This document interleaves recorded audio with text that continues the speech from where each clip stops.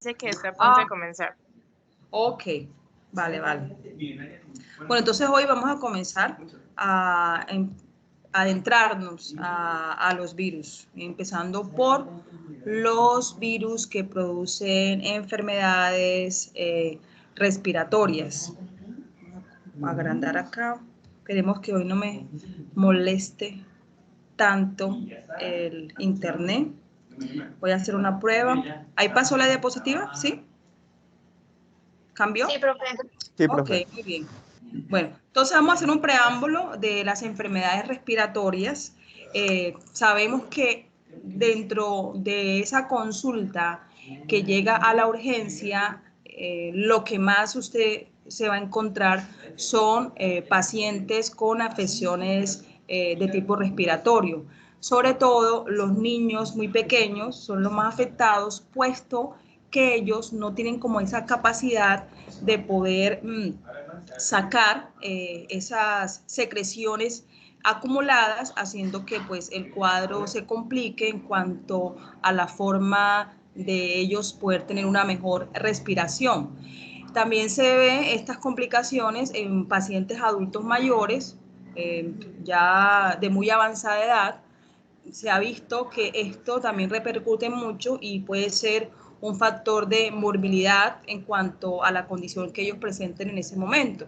También vamos a encontrar personas que a su vez van a tener otras enfermedades de base o llamadas comorbilidades, que pues una simple gripa podría complicarles mucho peor el cuadro. Ahora bien, yo le voy a hablar de lo de antes del COVID, ¿sí? Entonces, cuando a uno le da gripa, uno generalmente, ¿qué es lo que hace? O sea, dígame alguno de ustedes qué ha hecho cuando le daba gripa. ¿Iban a donde el médico o qué hacíamos? La mayoría de las personas que Iba a hacen. la droguería y compraban Exacto, algo para la congestión. exacto. Eso se llama automedicarse, ¿sí? Entonces, lo que uno hace, bueno, sí, me da una gripa, me da un resfriado, pues voy a ir a la farmacia y compro lo que medio sé que me puede ayudar para esto que me está afectando. Listo. Entonces, eso es lo que sucede muy frecuentemente con estas tipo de cosas, ¿no? Ahora con lo del SARS-CoV-2, pues obvio, cualquier persona que uno ve sintomático respiratorio que esté cerca de usted, ¿usted cómo se siente, no? Se ve a alguien que está tosiendo, que está estornudando, de todo. ¿Cómo se siente usted? ¿Se siente seguro o se siente inseguro?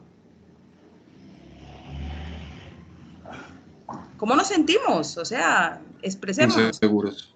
Que tiene Nos COVID. sentimos, exacto, nos sentimos inseguros y enseguida, uy, no, ¿será que tiene COVID?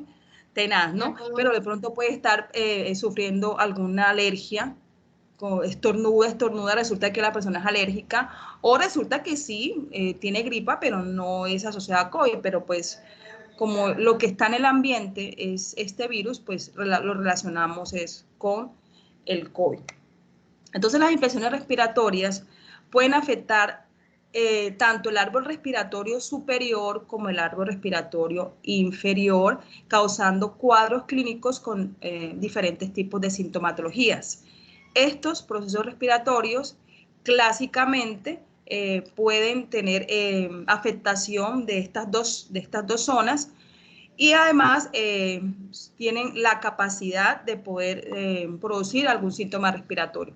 No solamente los virus pueden causar cierta sintomatología que pueda afectar el árbol respiratorio, las bacterias los pueden hacer. Hay bacterias que producen neumonías, que producen bronquitis, que producen afecciones a nivel de la garganta, diferentes tipos de complicaciones, entonces ellas también están ahí involucradas. Hongos también pueden producir alguna sintomatología respiratoria. Los parásitos, hay parásitos, cuando ustedes estén viendo parásitos con el doctor Omar Giovanni, hay parásitos patógenos que por concentrarse en ciertas zonas del árbol respiratorio pueden causar este tipo de problemas, y por eso cuando uno dice, ay, que tiene tos seca, todos los niños, ay, eso debe ser que tiene parásitos, pero eso no se aleja de la realidad, sí, porque es que hay manifestaciones en relación a este proceso dado por los parásitos, ¿ok? O simplemente una tos de tipo alérgico. Entonces ahí es cuando nosotros tenemos que jugar un papel importante en empezar a hacer esos diagnósticos diferenciales y decir realmente si estamos frente a una infección respiratoria de tipo viral o por otras causas, ¿ok? Entonces los virus respiratorios constituyen probablemente la causa más frecuente de enfermedades infecciosas agudas en nosotros los hombres. ¿Quiénes son los más afectados? Como ya les dije al principio, los niños son los que van a presentar cuadros muy repetitivos de estas gripas. Pueden presentar hasta 3, hasta 7 episodios durante el proceso de su vida en cuanto a sus primeros años de vida.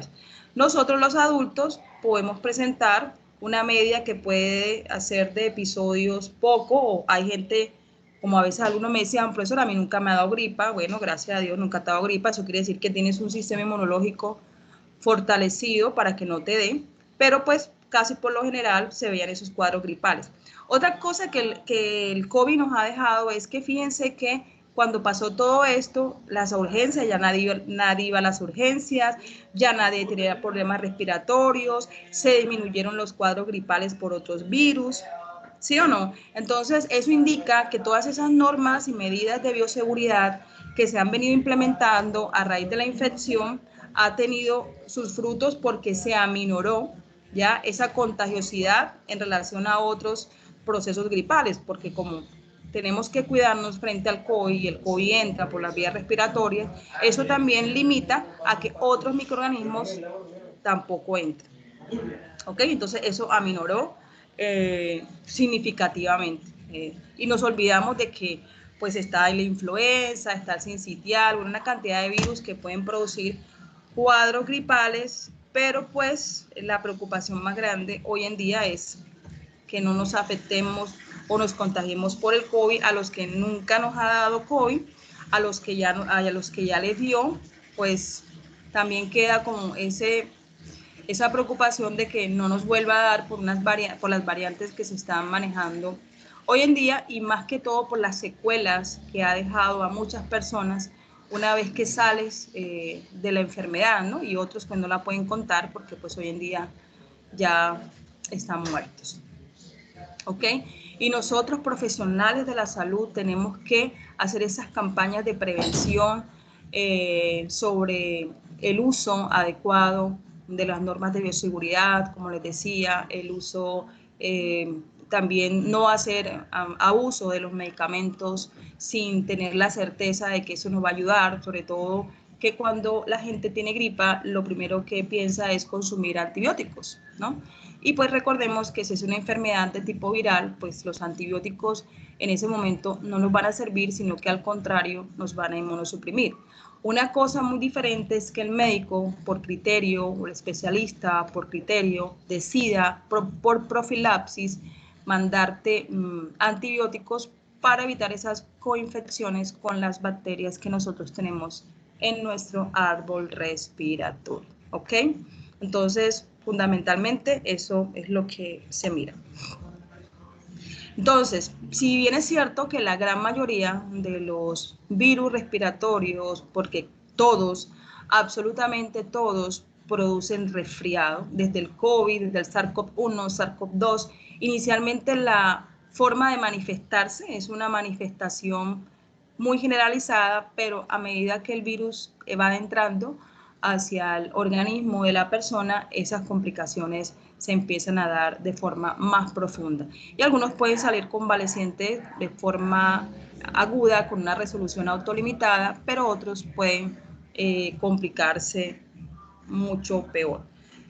Entonces, estas infecciones respiratorias dadas por estos virus pueden ser de tipo benigno, pero a su vez, si son pacientes que tienen algún proceso de comorbilidad o enfermedades de base, ya sea enfermedades cardiovasculares, enfermedades pulmonares, pacientes con EPOC, pacientes con asma, puede llevarlo incluso a la muerte. O sea, de un simple resfriado que te da, si tú tienes esas complicaciones, pues te conviertes en una población de alto riesgo para complicarte más adelante.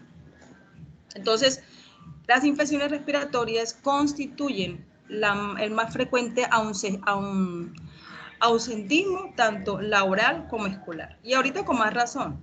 Ahorita cualquier sintomático respiratorio, automáticamente quédate en tu casa, por acá no vengas, no te queremos por acá, mejórate, aliviate por lo mismo, porque nosotros asociamos que puede estar teniendo COVID. Entonces, por esas cosas de la automedicación, como es una gripa, pues uno que va a ir donde el médico a que lo consulte, yo voy a comprar lo que ya sé, entonces hacemos un manejo terapéutico inapropiado, sobre todo que abusamos de los antibióticos, que es lo que más se ve.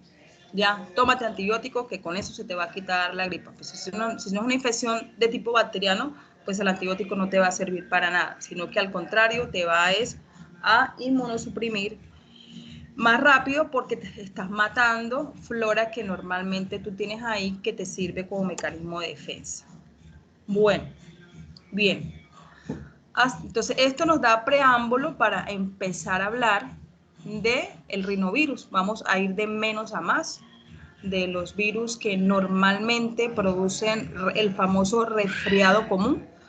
Y después vamos a mirar otros cómo empiezan a involucrarse de manera más significativa, patógena y complicando a los pacientes. Y acá tenemos a los rinovirus. Entonces lo que vamos a hacer es que pues voy a hablar, lo que yo digo en clase es muy general, ¿verdad? Porque la profundidad la debe hacer el estudiante, ¿sí? Porque si tuviéramos más tiempo, obviamente profundizaríamos en cada virus, pero pues los tips y las cosas que yo les hable les va a servir de herramienta para que cuando usted lea entendamos un poquito más acerca de ellos. Entonces la idea es que pues cuando terminemos de hablar de estos 3 virus en el día de hoy, ustedes de lo que hayan leído, pues complemente y si encontraron algo diferente, lo discutamos y preguntamos para que los temas vayan quedando un poco más claros. Bien, rinovirus es un virus que pertenece a la familia Picornaviridae. Es un virus que presenta aproximadamente más de 100 inmunotipos o serotipos o subtipos, como los queramos llamar. Esto quiere decir que son los que más abundantemente encontramos en el ambiente. Sí, la gran mayoría de las gripas, de los resfriados que a nosotros nos da, es dado ¿por quién? Por este virus, por los rinovirus. Se ha visto que este virus afecta al hombre y a primates de etapa superior. Básicamente es un virus que va a tener su crecimiento a nivel de células procedentes de ambas especies y la vía de entrada va a ser por las fosas nasales. Bien, entonces veamos un poquito cómo es ese mecanismo, por qué entra por las fosas nasales. Es un virus cuya temperatura óptima de ellos para ser viables es una temperatura que oscila entre los 33 y 35 grados centígrados aproximadamente. Y les hablo aproximadamente porque de pronto en alguna literatura puedan encontrar otros valores, pero básicamente maneja una temperatura pues que nosotros tenemos, sobre todo a nivel de nuestras fosas nasales, las vías respiratorias superiores. Entonces, ¿qué va a pasar? El virus se va a adentrar ahí. Los virus respiratorios tienen una predilección por las células epiteliales, ¿verdad? Por la mucosa epitelial que se encuentran en este sistema, en este árbol respiratorio. A diferencia de otros miembros de la familia Picornaviridae, los rinovirus se inactivan por completo a pHs iguales o inferiores a 3. Eso es importante que nosotros lo sepamos. ¿Por qué tenemos que saber esto de los virus? Porque estos son mecanismos que van a servir para inhibir ya la acción del virus, para volvernos más vulnerables y que pueda disminuir esa carga viral haciendo que el virus en el corto plazo se desaparezca. Entonces, en este caso, a los rinovirus, temperaturas bajas o temperaturas o pHs ácidos los van a inactivar. Bien, A nivel morfológico, es un virus pequeño, es un virus desnudo, presenta una nucleocápside con simetría icosaédrica, ¿se acuerdan? La que tiene como forma ahí de hexágono. Es un virus que pertenece al grupo de los ARN y se replica principalmente en el citoplasma de la célula del huésped. Bien. En cuanto a las estructuras antigénicas que posee, de las principales encontramos varias. A nivel de la cápside, acordémonos que la cápside es la que envuelve el genoma, ¿verdad?, del virus. Encontramos 60 capsómeros. Esos 60 capsómeros son ricos ¿en qué? En proteínas. Entonces, estas proteínas obviamente van a ayudar a esa interacción del virus con la célula del huésped. Recordemos que entre más proteínas posea un virus, va a permitir que el acceso sea más fácil. Entonces, dentro de esas proteínas, hay 4 proteínas estructurales que van a tener la capacidad de ser antigénicas y, como su nombre lo dice, se van a comportar como antígenos específicos para hacer esa interacción. ¿Cuáles son esas 4? Tenemos la BP1, la BP2, la BP3 y la BP4. Ya. Una primera va a actuar en el sitio de fijación, ¿ya? Otro a nivel de alguno de los poros que tiene la estructura del virus, otros también, la BP3 también va a servir para la fijación, para hacer esa interacción con el antígeno y la célula del huésped, y la última va a acompañar a ese ARN viral que el virus posee. En fin, las proteínas lo que nos van a ayudar es hacer esa interacción para adentrarnos a la célula del huésped. Bien, tenemos que hablar de epidemiología, siempre tenemos que hablar de epidemiología, así nosotros sabemos en qué regiones, en qué zonas del país, del mundo se encuentran estos virus, qué es lo que les gusta, qué es lo que no les gusta, dónde hay mayor predominio de unos que de otros. O sea, no solamente nos vamos a enfocar en la clínica, tenemos que hablar de la epidemiología. Entonces, este es un virus que está en todas partes, distribución mundial. Es un virus que ataca más que todo en nuestros primeros años de infancia. Se dice que cuando a nosotros nos da gripa por rinovirus, quedamos inmunizados por los serotipos, pero como les decía, como son 100, ¿ya? Para quedar inmunes de esos 100, tendríamos que esos 100 nos atacaran durante la vida y generar inmunidad. Pero recordemos que cuando ya nos da gripa por alguno de los serotipos, empieza a crearse una memoria inmunológica que puede en determinado momento pues defendernos frente a otro que vaya llegando. Pero eso ¿de qué depende? De la inmunidad que tú vayas adquiriendo. Predominio en los climas cálidos. Es un virus que le favorece las zonas húmedas y los sitios encerrados. O sea, que nosotros acá tenemos, por lo menos lo que acá es Cúcuta, tenemos todas las condiciones para que el virus esté acá, cerca de nosotros. Bueno, ¿cómo es el mecanismo de la transmisión? A grosso modo, entonces tenemos que la transmisión va a depender de ese contacto cercano. Todos los cuadros virales, cuestión de infecciones respiratorias, ahí lo que prima es el contacto directo face to face, persona a persona, de alguien que tiene gripa, que tose, que estornuda, ya que está ahí cerca de nosotros como respirándonos en el cuello. Aparte de eso, las manos se constituyen en un vehículo para transportar el virus. Entonces, si yo me hurgo la nariz, me pongo la mano en la boca, ahí se están colocando las secreciones, y si yo no me lavo las manos y toco algo que llamamos los famosos fómites, si toco un lapicero, si toco una superficie, pues el virus se va a quedar ahí, ¿ya? Entonces eso hace que se cree una zona para infectar a otros. El virus lo que está buscando es una presa fácil para llegar y entrar en el cuerpo de esa persona e infectarlo.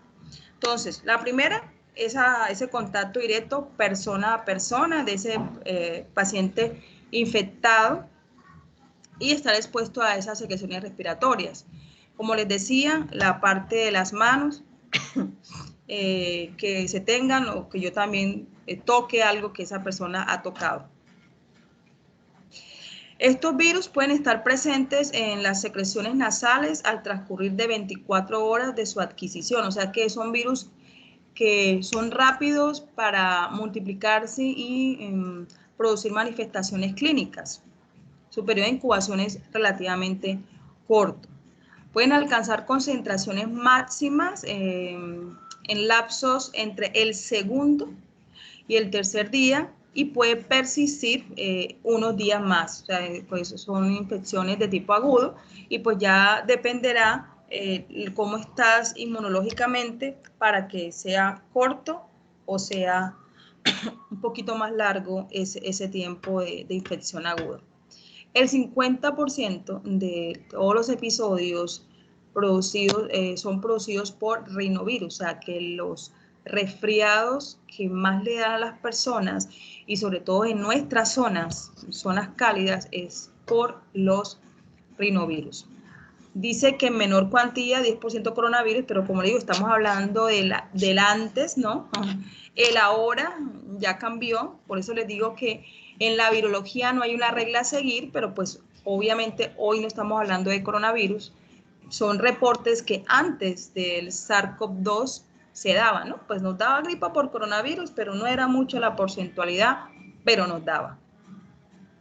Y ocasionalmente por mixovirus, influenza tipo A o tipo B.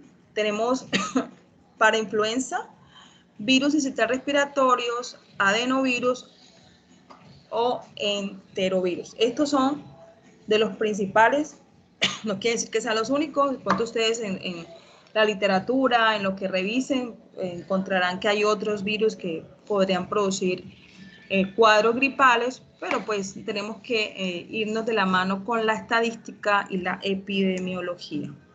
Bien, bueno, ¿cómo sería de forma fisiopatológica el virus? Este virus ingresa al tracto respiratorio superior mediante las fosas nasales. Luego, ¿qué va a hacer? Se va a adherir al epitelio de la mucosa. Después que ya se adhiere, se da el proceso de penetración. Una vez que penetra, hay una desencapsidación del virus, hay una replicación a nivel de las células epiteliales y ahí, pues entonces, se produce la infección que va a quedar restringida en la zona superior. Lo que nos dice la literatura es que los rinovirus, por lo general, las manifestaciones clínicas que van a darse en los pacientes se van a alojar más que todo en el árbol respiratorio superior, en la parte superior. Entonces vamos a ver pacientes con congestiones nasales, rinorreas, pero no se va a complicar más adentro. Es muy raro, o sea, es muy raro que un rinovirus afecte tanto árbol respiratorio superior como árbol respiratorio inferior. Entonces, él se va a concentrar inicialmente ahí a nivel de la nasofaringe y luego pues ahí va a empezar a presentar esas manifestaciones. El rinovirus es un virus que produce mucha secreción mucosa, ¿ya? Y eso tiene una explicación. Porque cuando empieza a interactuar, y eso ya es una forma genética que se adhiere con la fracción del ICAN1, que es uno de los que va a ayudar a todo ese proceso, entonces hay un aumento en la producción de proteínas que se encuentran a nivel de la mucosa de las fosas nasales. Entonces, cuando se da este aumento de la producción de estas proteínas, hace que se dé un aumento en la cantidad de secreciones nasales, que eso es muy característico de un paciente sintomático que le dé un resfriado por rinovirus. Eso es que bota moco y moco y moco y moco, muchísima mucosidad. Eso es muy característico de el resfriado dado por rinovirus. Bueno, entonces, característica o cuadro clínico que podría presentar pacientes que manifiesten un resfriado común o el famoso catarro.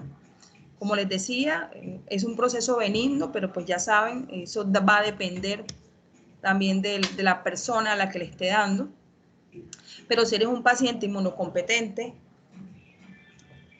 tú vas a salir rápido de esto, ¿no? Periodo de incubación rápido, de 2 a 4 días, duración aproximada de 7 a 10 días, presenta malestar general, cefaleas, escalofríos, acompañados o no de febrícula, o sea, puede que le dé o no le dé calentura, irritación de la mucosa nasal, obviamente, sí, porque ahí hay ahí se está lesionando la parte de la mucosa y eso obviamente se irrita y por eso estos pacientes van a manifestar rinorrea, estornudos, congestión nasal a nivel de esa zona. Bueno, después que pasan 4 o 5 días, va a manifestar una cierta tos ligera que puede ser con o sin expectoración. Y en los niños, en los niños, el cuadro clínico que se complica puede ser casos de sinusitis o bronquiolitis. El caso de la sinusitis, cuando se ve comprometido con una coinfección de tipo bacteriano, lo que es la parte de la sinusitis y bronquitis. Una sobreinfección, pues ya no solamente está el virus actuando, sino que llegaron las bacterias y ahí se mezclaron estos dos y pues ahí el cuadro clínico pues ya no va a ser tan benigno, de fácil resolución y hay que actuar y accionar con él. Diagnóstico. Para esto, ¿qué vamos a hacer? Lo único que podemos hacer es tratar la sintomatología. Primero, tener claro que el cuadro clínico, que la sintomatología que el paciente está presentando en ese momento es por procesos virales y ahí pues entonces lo vamos a tratar, ¿no? Mandarle medicamentos para mejorar esos síntomas, reposo, mucho líquido, bueno, es lo que más se manda, ¿no? Entonces, solo vamos a tratar la sintomatología.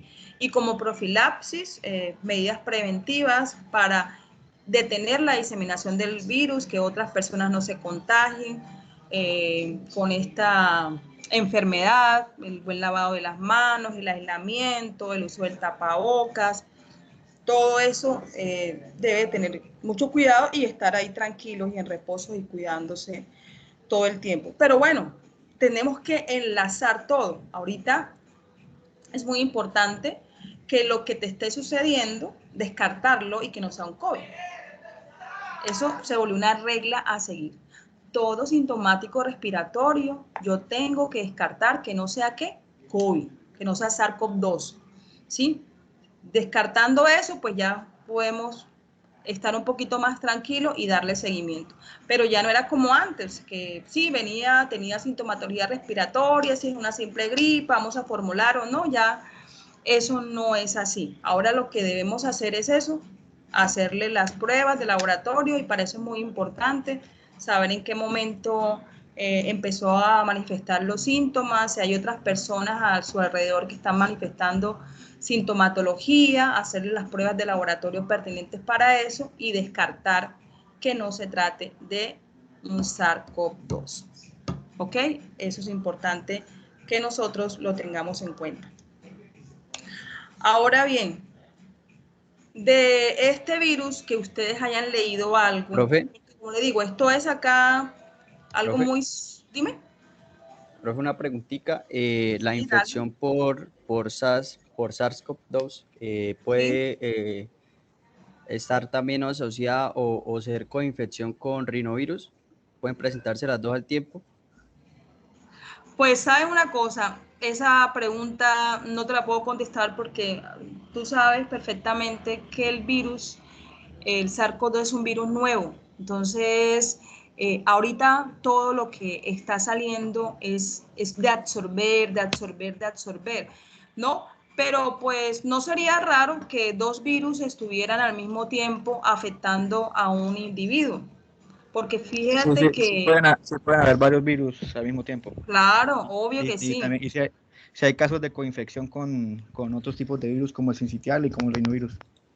Exacto, vio. Entonces, eso puede suceder porque es más, COVID estuvo con dengue. Yo no sé si yo les conté que yo tuve a mi hijo con dengue y con SARS-CoV-2, no sé si les conté. Él tuvo los dos virus y él ya estaba vacunado con COVID porque él estudia medicina, ¿ya? Entonces, a él la primera manifestación clínica que presentó, yo la asocié con dengue, ¿ya? Porque él empezó con fiebres casi de 40, que no se le bajan con nada, y después le bajaron las plaquetas, el hematocrito se le aumentó. Bueno, tenía la clínica típica del dengue. Pero ¿qué pasó? Nosotros también teníamos que descartar que no fuera COVID, porque es que el COVID no solamente tú vas a encontrar un cuadro gripal, no. El que piense eso está totalmente equivocado. Hay pacientes con COVID que no manifestaron ningún síntoma respiratorio, pero sí manifestaron una baja significativa de sus blancos.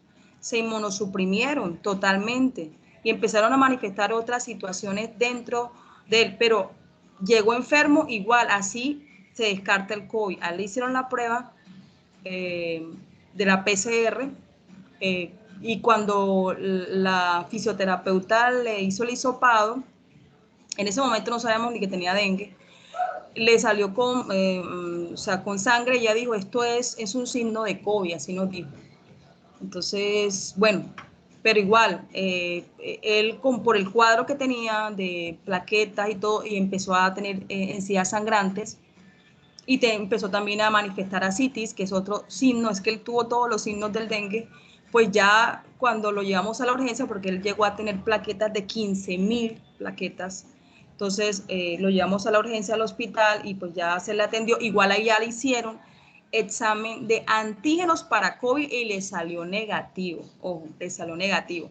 Entonces, bueno, sí, dengue, entonces sospechoso de dengue, se trató, se transfundió, todo, estuvo en UCI. Ya después de 70.000 plaquetas, él ya no se hallaba, ya las ansiedades estaban mejorando, ya el dolor había mejorado. Lo sacamos y esperando resultados, no habíamos tenido ni resultado de la prueba del dengue, ni resultado de la prueba COVID. Cuando llegamos a la casa, oh sorpresa, nos llega la prueba positiva de COVID, PCR, y por Dios, entonces nosotros nos angustiamos. ¿Por qué? Porque nosotros decíamos, si no sale positivo para dengue y de esa sintomatología que él presentó, preocupante, porque mi hijo literal, él se pudo haber muerto, ¿sí? Entonces, nosotros estábamos preocupados y yo llamé al hospital y yo dije que porque no había salido el resultado, que mi hijo había estado casi 5 días en la UCI y hasta el sol de hoy no sabíamos cómo había salido la prueba del dengue. Entonces, el coordinador del hospital casualmente era mi conocido y me dijo, no, apenas se va a montar la prueba, porque ¿qué sucede? Toman las muestras de suero, las congelan y cuando ya tienen un lote significativo, ahí sí montan.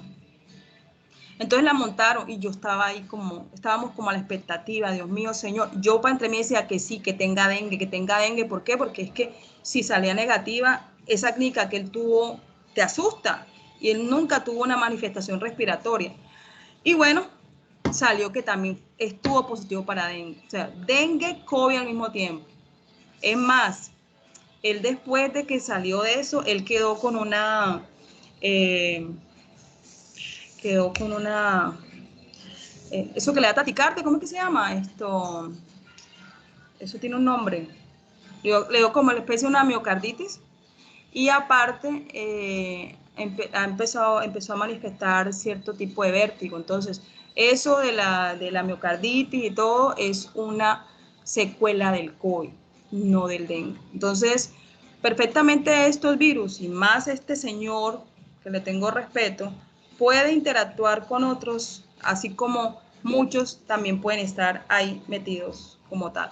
Pero hay que tener en cuenta todas esas alertas que se nos van presentando con nuestros pacientes, porque si nosotros no hubiéramos accionado una vez y porque algo sabemos de la medicina, yo no estaría contando el cuento conmigo, sí, porque nosotros hicimos cuadros, o sea, a mí el cuadro hemático no me lo hizo la EPS, sino que yo, por lo que él presentaba, vamos a hacerte cuadro hemático, empezó a bajar, vamos a hacerte otro y y empezaste a sentir todo eso, agarre y vámonos, porque si no, no hubiéramos contado el cuento. Entonces, ustedes, médicos en formación, una de las cosas importantes que deben tener en cuenta es conocer las enfermedades, conocer cómo actúan. No todos los cuadros son típicos. Y ahí tenemos este caso de este virus, como muchos otros, porque entonces nos vamos al libro, entonces nos aprendemos así la cascada de que este virus se comporta de esta manera, esta bacteria, la infección se produce de esta manera, pero llega un momento en que llega un paciente, ¿verdad?, que se comporta totalmente diferente, pero algo tiene ahí que te puede decir, oye, pero sí puede ser esto, aunque no presente esta sintomatología, porque como yo les digo, mi hijo nunca tuvo ninguna manifestación de tipo respiratorio, y así como él, hay muchos casos que no. Otros han presentado una alteración en la coagulación, ¿sí? Entonces es complicado saber en qué punto es uno y en qué punto es el otro, y más porque este virus muta, tiene muchas variantes.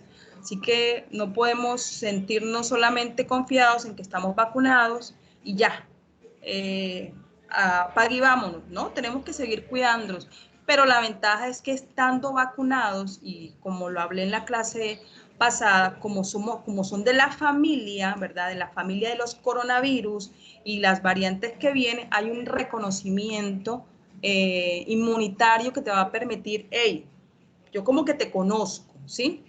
No sé si te voy a dejar entrar o no. Ya es como el que ve al vecino por la calle y dice, yo como que lo distingo, pero no lo conozco del todo. Entonces, eso es lo que pasa con tu sistema inmunitario. Yo te puedo reconocer, puede que te deje entrar, puede que no te deje entrar, y si te dejo entrar, como ya puedo tener mis prevenciones frente a ti, pues no me vas a causar tanto daño. Pero si yo no te reconozco, ni siquiera nunca te he visto, ¿qué va a suceder? Pues te ganas mi confianza, entras y me haces daño. Entonces, las vacunas, eso es lo que hacen, ¿no? Ayudarte a que tú puedas reconocer de forma más rápida a ese enemigo que te quiere hacer daño. ¿Ya? Es más, los casos que están llegando ahorita a las instituciones de salud por sospechosos de COVID, les preguntan, ¿está vacunado? No, no estamos vacunados. Y yo digo que a mi hijo le salvó el haber estado vacunado contra el COVID, porque si él no hubiera estado vacunado, yo creo que se hubiera complicado mucho, mucho peor. Y es joven, que estamos hablando de un muchacho de 20 años, ¿ya? Entonces, no podemos subestimar absolutamente a ninguno, y mucho menos a este virus que nos ha dañado nuestro camino inicial, pero que no va a ser más fuerte que nosotros, porque nosotros tenemos que buscar las herramientas para poder combatirlos. ¿Listo? Bien. Entonces, de rinovirus, ¿leyeron algo más que quieran aportar? A ver, para seguir al otro virus. ¿No? ¿Seguimos?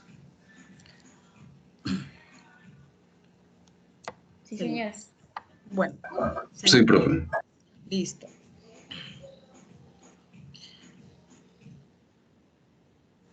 Bien. Vamos a hablar de parainfluenza, que no es familia de la influenza. Aunque tienen nombres parecidos, pertenece a la familia Paramyxoviridae. Es un paramyxovirus.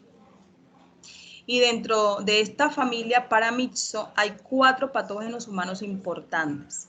Tenemos el virus del sarampión, tenemos el virus que produce la parotiditis, el sincitial y el parainfluenzas. Y ustedes dirán, ¿qué hace el sarampión metido ahí en esa familia, no? Si lo que yo sé de sarampión es que el sarampión produce exantema y de todo. Pero fíjense que el sarampión, cuando ingresa al organismo, que ingresa por las vías respiratorias, o sea, es la primera puerta de entrada para empezar a romper esas barreras e infectarnos, produce una sintomatología de tipo gripal. Es más, un paciente con sarampión se nos puede complicar con una neumonía o con una panencefalitis, que es de los cuadros más agresivos del sarampión. Entonces, ¿qué tienen en común estos virus que pertenecen a la familia Paramyxoviridae? Es que su información genética va a ser la misma. Su morfología va a ser la misma. Van a compartir algunos mecanismos de entrada al virus, también igual. Van a tener algunas proteínas que van a compartir en relación a la antigenicidad del virus. Entonces, eso es como lo general.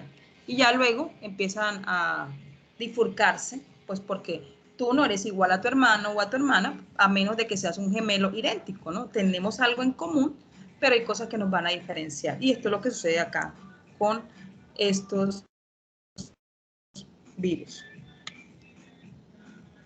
Bien. Son importantes, causa igual que el anterior, para influenza te puede producir un resfriado común. A diferencia del anterior, este va a causar infecciones tanto del árbol respiratorio superior como del árbol respiratorio inferior, ¿ok? Tanto en niños como en adultos. Son la segunda causa, después del virus sincitial respiratorio, en producir afectaciones en el árbol respiratorio inferior en los niños muy pequeños.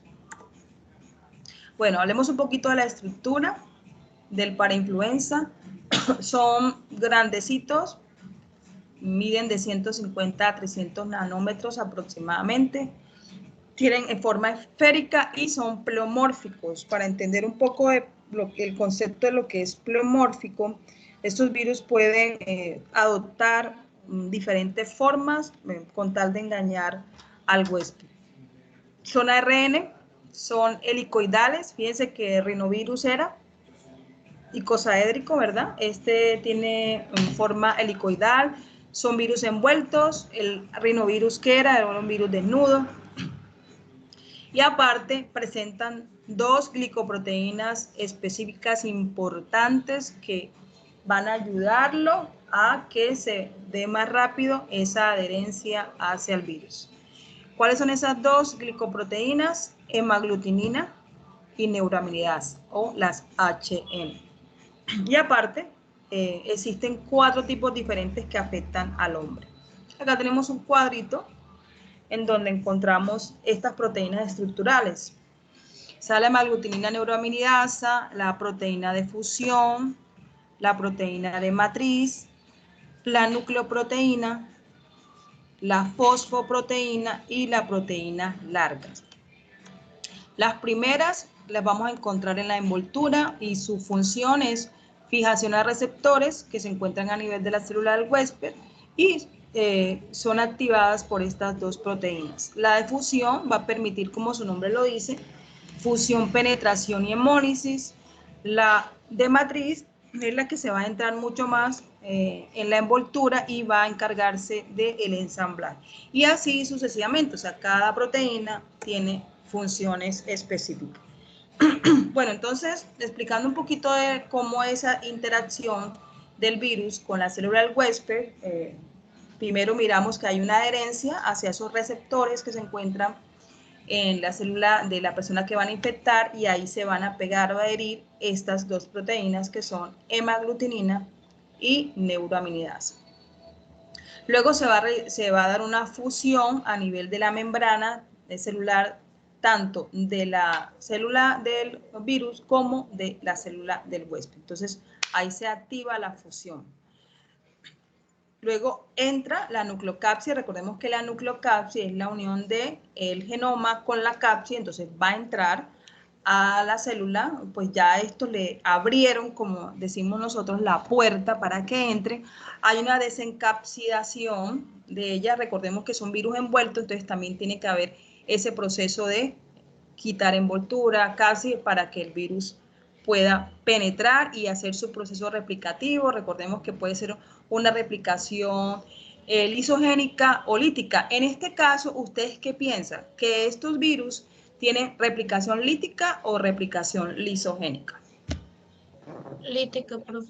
Obviamente lítica. Ellos están destruyendo las células epiteliales, están lisando, están produciendo daño a nivel de la mucosa y eso trae sus repercusiones más adelante. Algunos también pueden causar necrosis a nivel de las mismas, haciendo que estos pacientes tarden en recuperar. Entonces vemos que hay gente que sí, se le curó la gripa, salió, entonces le quedó una tos, le quedó por ahí una afectación y claro, eso es mientras el cuerpo empieza nuevamente a reponer esas células que se dañaron en el proceso infeccioso. Y mire lo que hace el COVID con los pacientes, cómo daña, hay gente que queda para trasplante de pulmón, no, eso es terrible, porque los virus hacen estos procesos que son procesos irreversibles. Bien, una vez que entra el virus, se dan las otras etapas replicativas, transcripción, traducción y replicación. Bueno, epidemiológicamente es un virus que, igual que el anterior, se va a encontrar en todas partes, a nivel universal.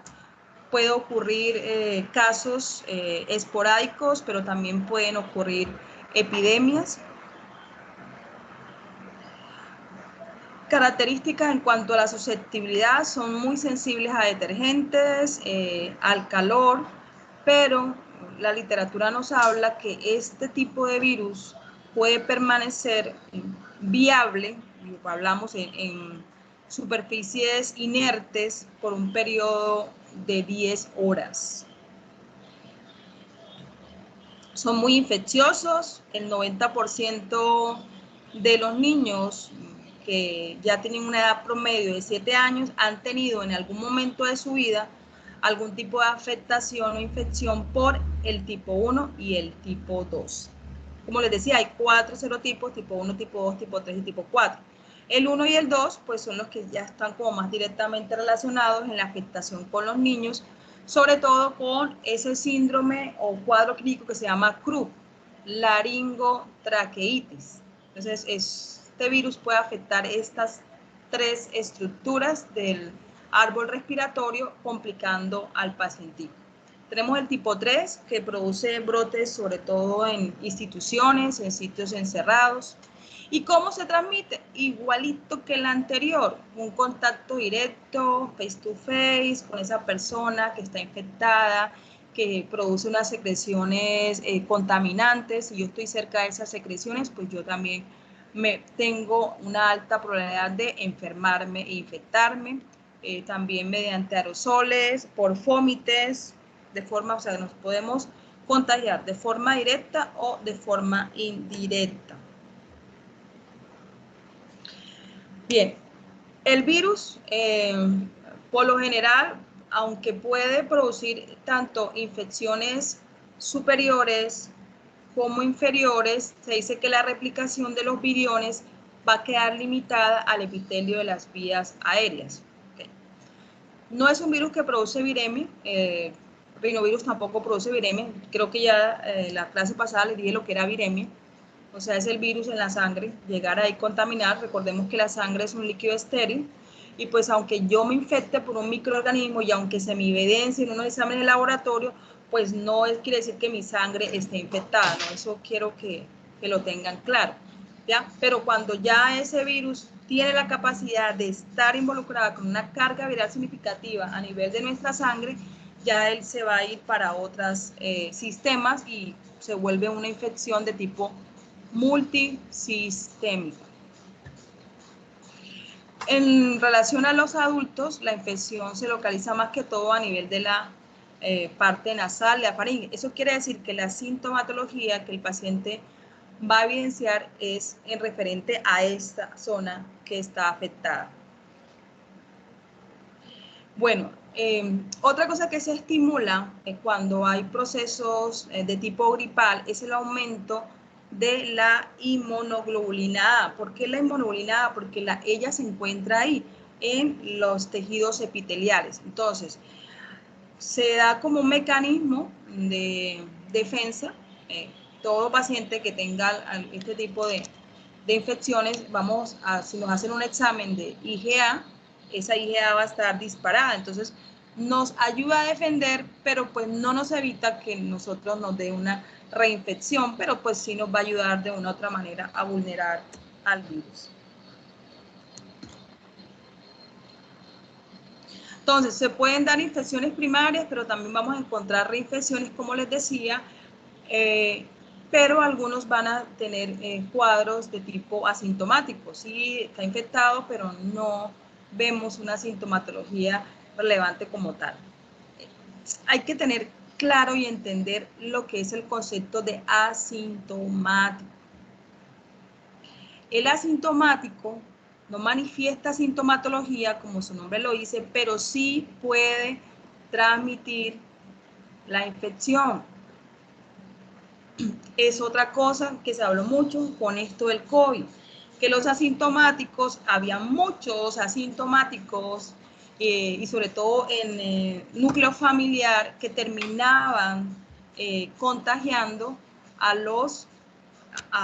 gente de su familia, adultos mayores. ¿Por qué? Por lo mismo, porque no tenían sintomatología, pero eran positivos para COVID, hacían su vida normal, pero no tenían las precauciones y los cuidados necesarios para evitar contagiar a las otras personas.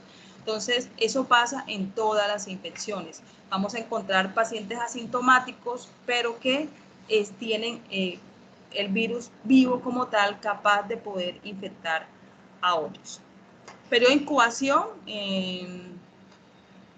para el parainfluenza de 2 a 6 días. Y al igual que el anterior, algunas personas han tenido en su vida infecciones por este virus, más o menos ya a los 5 años, en algún momento pudo haber sido infectado por este virus. Es la causa frecuente de resfriado común de evolución benigna. Como les decía, todos pueden producir resfriado. El primero que en la vanguardia es rinovirus, y pues ya los que vienen después van a tener una posición dependiendo de las estadísticas, de la epidemiología, de lo que nos diga cuánto se ha infectado o no las personas por ese tipo de virus. Pueden producir febrículas o fiebres, pueden cuadros con escalofríos. Vamos a encontrar pacientes con sintomatología localizada en sus vías respiratorias, afectación de faringe, laringe, bronquitis, lo que llamamos la traqueobronquitis, que es una afectación de varias zonas del árbol respiratorio, lo que le causa una complicación, sobre todo a los niños menores de 5 años. Y esto es causado más que todo por el tipo 1 y tipo 2, llamado laringotraqueitis o Krupp, así lo encuentran ustedes en los libros.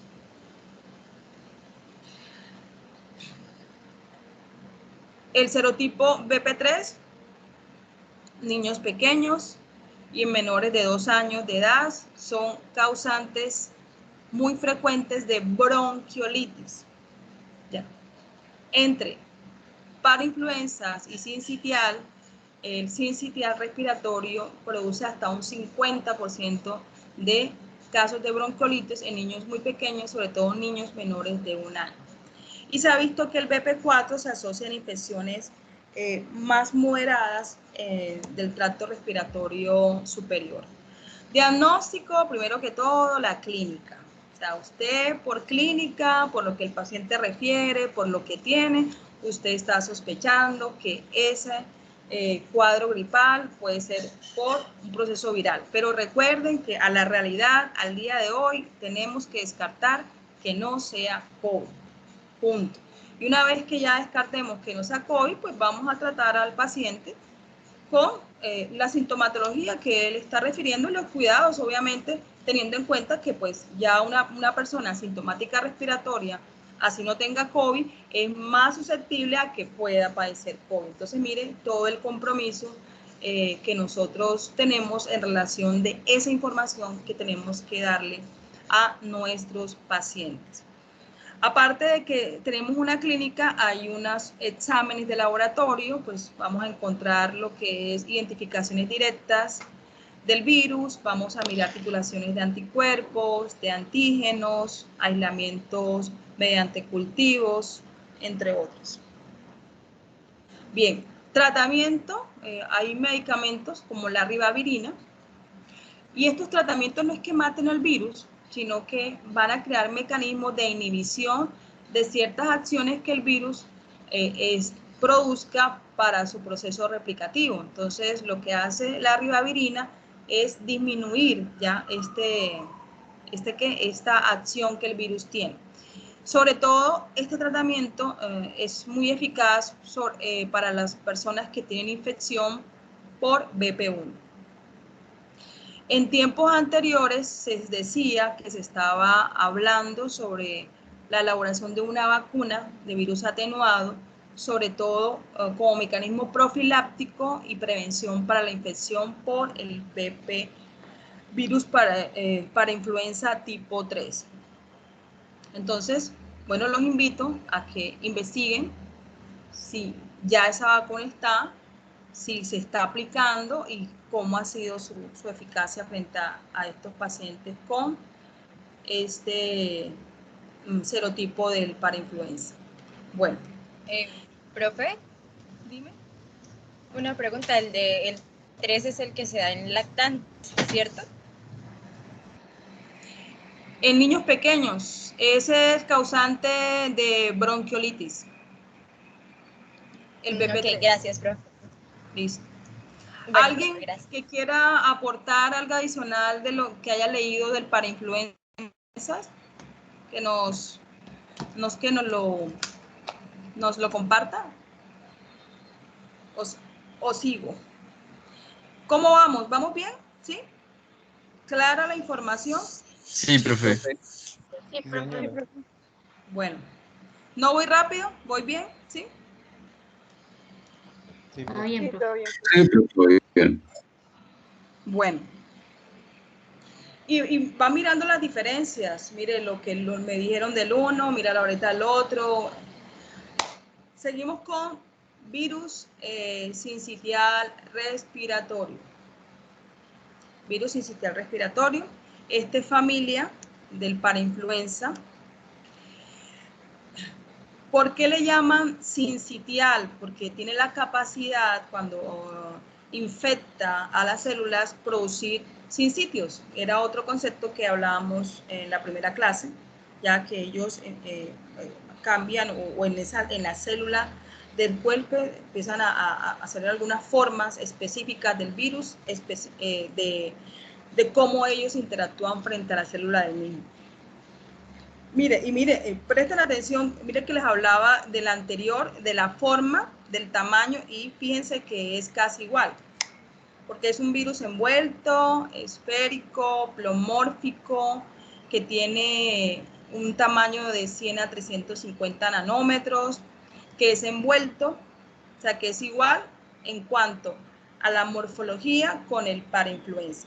¿En qué va a empezar a cambiar? Va a empezar a cambiar en algunas proteínas y en las complicaciones que puede presentar en los pacienticos. Entonces, aquí tenemos que, al igual que la anterior, tiene proteína de fusión, tiene proteína G, y las variantes que se producen en relación a la proteína G fue las que nos van a determinar otros subtipos del virus A y B. Pero eso dependiendo de qué, de esas variantes que se vayan dando. Entonces, no solamente COVID hace variantes, hay muchos virus que producen variantes dentro de ellos mismos, haciendo que se vuelvan unos virus mucho más agresivos y preocupantes. El sincitial carece de las proteínas que tenía para influenza, que era hemaglutinina y neuroaminidasa. Él no las posee. Entonces ya hay una diferencia. Sobreviven en superficies hasta 6 horas, en guantes hasta 2 horas. Y van a perder la viabilidad si nosotros los sometemos a procesos de congelación, descongelación. También son susceptibles a condiciones ácidas y a uso de desinfectantes. Todo eso, información, es muy útil para nosotros poder vulnerar al virus y que baje esa carga viral y de ende, pues, la resolución frente al paciente sea mucho mejor. Entonces, ¿cómo es la interacción patógena? A grosso modo, él lo que va a hacer es que se va a fijar a los receptores de la célula del huésped mediante la glucoproteína o la proteína G.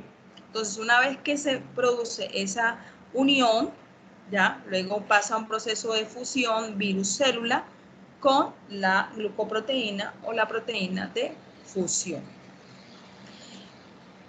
Empieza su proceso replicativo de multiplicación del virus a nivel de la nasofaringe, porque entra igual que los otros, ¿por dónde? Por la vía respiratoria. Entonces, esa es la puerta de entrada, o sea que estos 3 virus, la temperatura que tienen nuestras fosas nasales son ideales para que ellos puedan entrar, no les va a hacer absolutamente nada la interacción con respecto a eso. En los lactantes, ahí es donde se complica porque este virus sincitial respiratorio, y por ahí ahorita les voy a compartir un link o si puedo mostrarles ese virus de cómo es la clínica cuando ese bebé llega a una urgencia, y es debido a que en los lactantes se van a producir lesiones a nivel de tráquea, bronquios, bronquiolos y alvéolos. O sea, es una infección localizada en esas vías, pero que complica a estos pacientitos, colocándole cuadros de hipoxia. Son niños que llegan que casi no pueden respirar, que inmediatamente hay que colocarle oxígenos, y es debido pues a estas lesiones que se dan a nivel de la parte del tejido epitelial de los niños. Virus de distribución mundial. Por lo general, los niños pequeños, por lo menos niños de los 4 hacia abajo, han tenido alguna infección por el sincitial. A diferencia de pronto del rinovirus o el otro, o para influencias, le gusta más como el climita templadito, como el climita frío, y entonces los países que más han escrito y han sacado artículos sobre este virus son lo que es México, lo que es Chile. ¿Por qué? Porque por el clima ha sido propicio y pues allá llega mucho caso con estos niños infectados por sincitial. Bueno, ya se les dije, la forma de infectarte es igual, contacto directo, por fómites, por las manos. También se dice que puede entrar por la mucosa de los ojos, o sea, esa es otra puerta de entrada, ahí puede entrar el virus. Y es el causante más frecuente de las bronquiolitis y también causa de infecciones de Krupp. Entre parainfluenzas y entre rinovirus, sincitial es el que mayormente produce casos de bronquiolitis y sobre todo en niños muy pequeños. El hombre es el único reservorio del virus. Periodo de incubación, si han visto, los periodos de incubación son muy rápidos, por eso es que no les ha pasado que usted, bueno, en tiempos anteriores, cuando usted veía a alguien por ahí en el salón o cerca que tenía gripa y después al día siguiente usted se sintió igual, lo primero que piensa, me lo pegó fulanito de tal porque allá estaba con una tos, tenía una gripota, eso botaba secreciones y pues yo ya quedé afectada, porque sí, porque eso es lo que sucede muy frecuentemente cuando tú estás en contacto con las personas y es rápido. Infecciones del tracto respiratorio superior y en niños mayores y adultos, y pues esto es un virus que puede afectar tanto el árbol superior como el árbol inferior. ¿Por qué resfriado malo? Ya les dije, todos pueden causar resfriado, pero este es malo por la necrosis que produce en estos tejidos que anteriormente, en estos órganos que anteriormente le dije.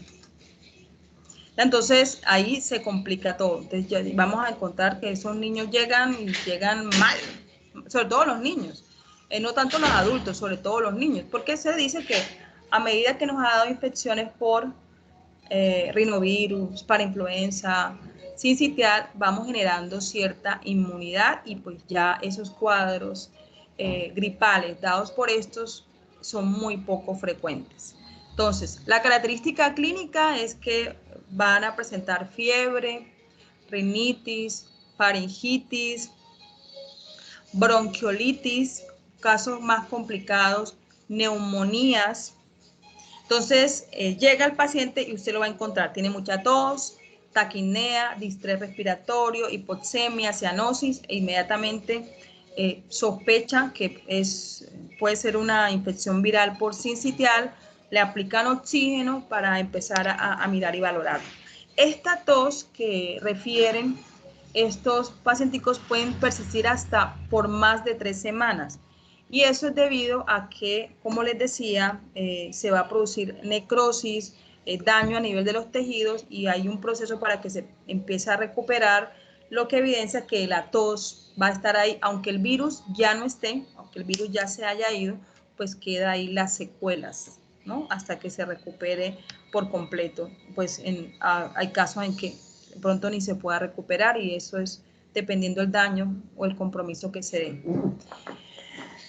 Niños observan apnea, letargo, irritabilidad, falta de apetito, pues obvio, cuando las personas están enfermas y más los niños, lo primero que se le quita es el apetito, por ende son niños que hay que estar hidratándolos, dándole soluciones como sueros fisiológicos, porque aparte de que tiene la gripa, pues se nos puede descompensar, bajar de peso, anemias, bueno, entonces una cosa pues lleva a la otra. Dice que las infecciones severas ocurren sobre todo en infantes pretérmino, sobre todo niños que tienen 35 semanas de edad gestacional y aquellos que tienen enfermedades pulmonares de tipo crónicas.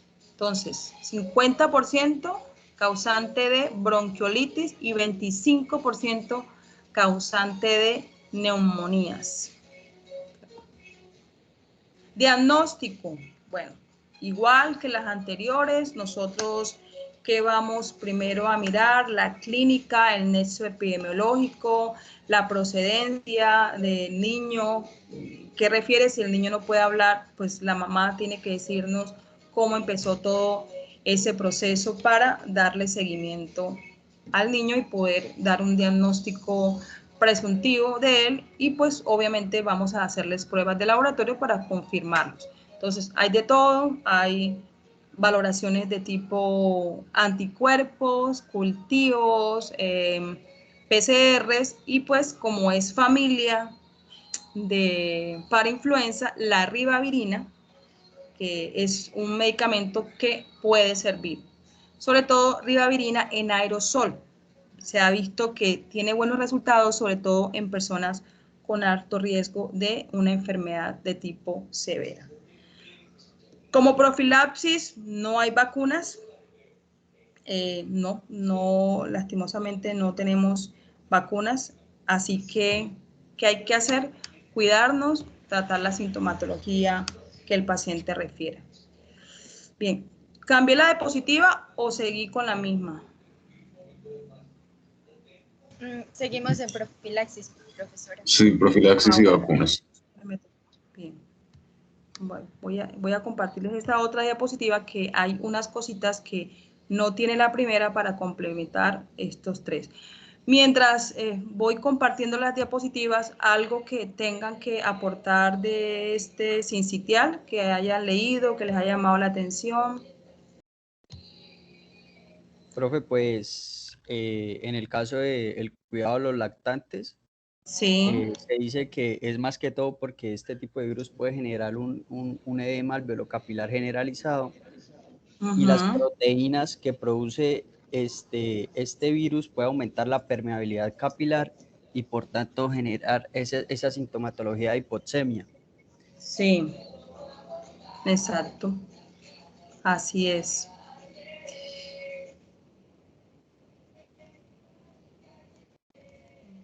otra cosa acá. ¿Alguien más?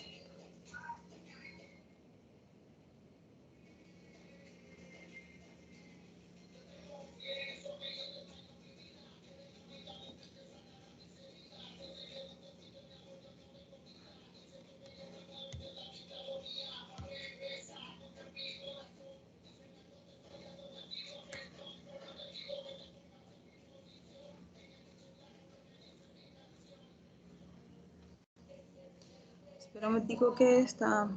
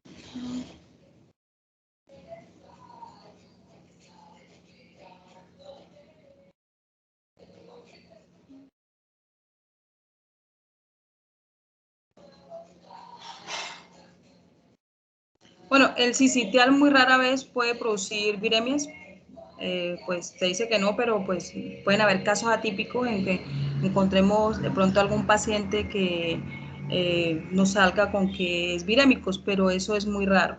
Otra cosa que tiene el sincitial es que depende de la incidencia estacional. Ya les había dicho que pues el climita como templadito, frío, es como el ideal para este tipo de virus. Otra cosa que dice él es que es un virus muy egoísta, no, ¿cómo decimos? Es un virus que casi no permite las coinfecciones, ¿ya? O sea, no es común encontrar bacteria, virus, sino que él actúa solito. Entonces, eso también nos puede servir a la hora de encontrar ese cuadro clínico característico con el que venga el pacientico y tener una alta probabilidad de sospechar que es por sincitial respiratorio. Entonces, es otra cosa diferente que vemos con este virus, que él trata en la medida de lo posible de ser yo el protagonista y ser yo el que produzca la enfermedad y que no vengan otros. Entonces, la mortalidad en relación a los lactantes va a aumentar cuando estos tengan algunas cardiopatías congénitas, lo que sufre sobre todo en la parte de inmunosupresión que tengan los niños. Otra cosa, encontrar niños que pueden quedar con cuadros de tipo asma, tos, afectados de sus bronquios debido a las necrosis que produce el sincitial respiratorio.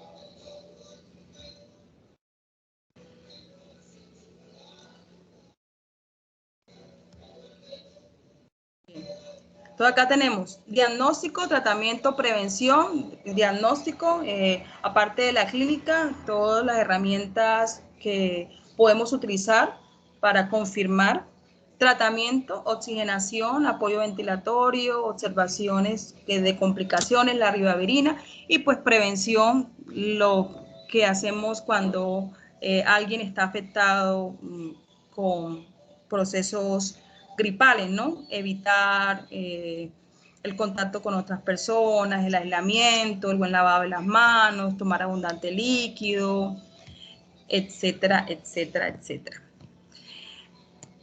Entonces voy a ver si puedo compartir un video o les comparto el link donde alguien que de pronto lo pueda compartir mejor. ¿Sí? ¿Me ayuda? Que tenga un internet más avanzado y nos comparte, para ver si creo que es este, si no estoy mal. Copiar por acá, voy a copiar acá en el chat. ¿Qué diferencias encontraron en estos 3 virus? Profe, si tienen envoltura o las proteínas, por ejemplo, que en el Exacto. sincitial respiratorio no hay 2 proteínas que tienen la influenza, que son la hemaglutinina y la neuraminidasa. Exacto. Diferencia en cuanto al contenido que tengan de proteínas. Bien. Algunos En tienen en envoltura, la otros no. temperatura. ¿La qué? En la temperatura. En la temperatura también. En el clima. ¿Sí? ¿Qué más? De que, por ejemplo, el sincitial respiratorio está en el tracto respiratorio superior e inferior y los otros solo en el superior. Pues en el caso del rinovirus. En el caso del rinovirus. Exacto. Muy bien. La viremia. Pues los 3 se dice que ninguno. Casos atípicos que se puedan presentar, pues el rinovirus. Otras puertas de entrada. ¿Quién tiene otras puertas de entrada diferentes? Los receptores cambian en el rinovirus, entran por receptor tipo ICAM y en la parainfluencia con los tipo G. Exactamente. Muy bien. Los receptores cambian. ¿Qué otra cosa encontraron de diferente? El sincitial respiratorio también entra por receptor tipo G. Sí, porque acuérdate que son familias, ¿sí? Entonces, eso es lo que vemos que cuando son familias, pues ahí van a estar compartiendo ciertas acciones con relación a la puerta de entrada. ¿Qué más?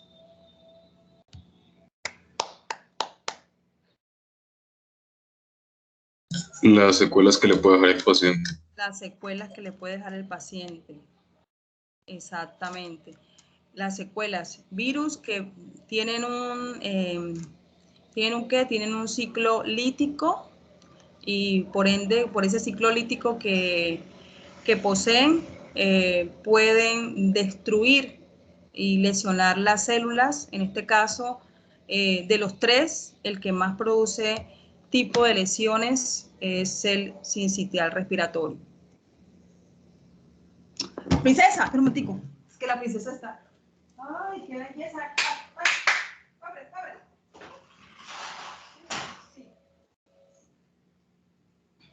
Voy a ver si puedo compartir este video y para ya finalizar y hacemos un break para pues la clase de laboratorio. Entonces, y la próxima semana hablaríamos de influenza, hablaremos de adenovirus, hablaremos de coronavirus. Entonces me interesa mucho y ahí sí necesito de la ayuda de ustedes que investiguen sobre lo que se ha hablado hasta el momento del SARS-CoV-2, ¿ok? Porque nosotros tenemos que estar actualizados en la información para poder compartirla, ¿no? No podemos quedarnos con algo del pasado, sino el ahora y el ahora, estamos hablando de virus respiratorios, tenemos que hablar de COVID, lo que hay, lo que hasta el momento se ha hablado, de lo que se conoce, de cómo ingresa, dónde se afecta, cuáles son las sintomatologías que puede causar, que puede presentar un paciente infectado por este virus, ¿no? El diagnóstico ya sabemos que tenemos la prueba reina que es la PCR, porque la prueba antigénica nos puede dar unos falsos negativos, pero la PCR nos va a decir si tienes o no tienes el virus. Bueno, entonces, este es un mini video que nos va a decir, o sea, como esa clínica característica que los niños presentan contagiados por virus sincitial respiratorio. Vamos a ver cómo me va, si no se me traba, y si se me traba, pues entonces les compartiré el link.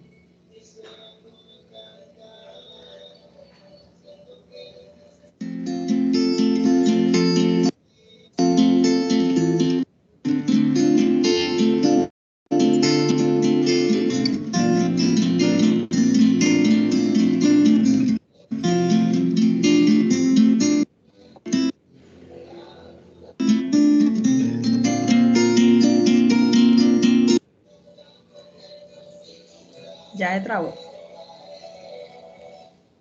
Ya me trabó.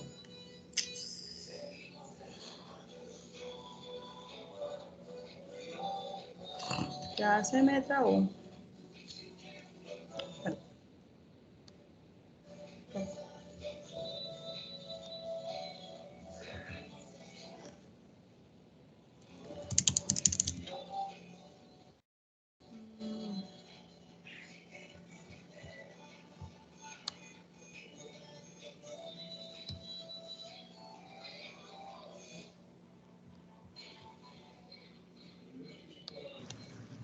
Pues, profe, si quiere lo puede compartir entonces por el chat para ver si alguien Sí. lo puede presentar.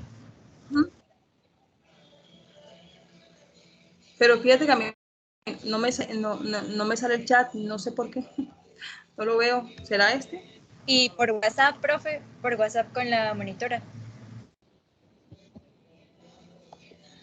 Ok, está bien. Sí, profe, tienes si razón. quiere pásemelo y yo miro a ver quién lo puede compartir. Gracias. Ya te lo paso. Ya te lo paso por acá.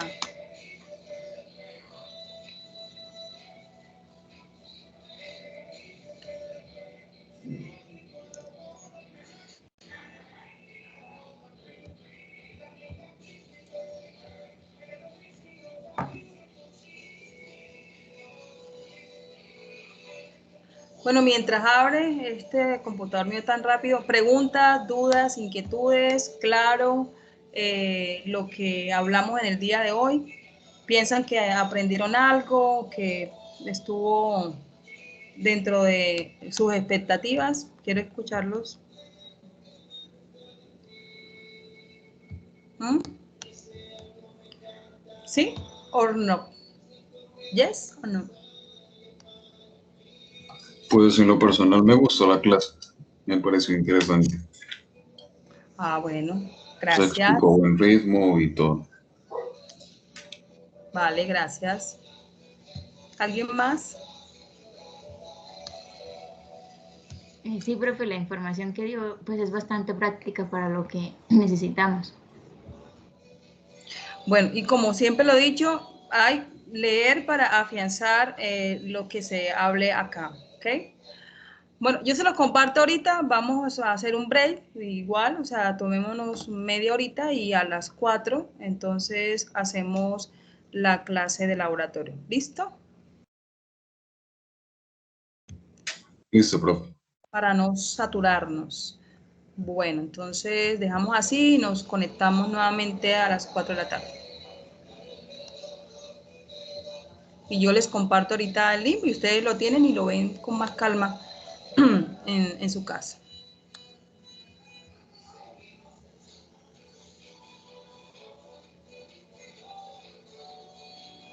Listo, Bueno, profe, profe. muchas gracias. ¿Listo? Vale.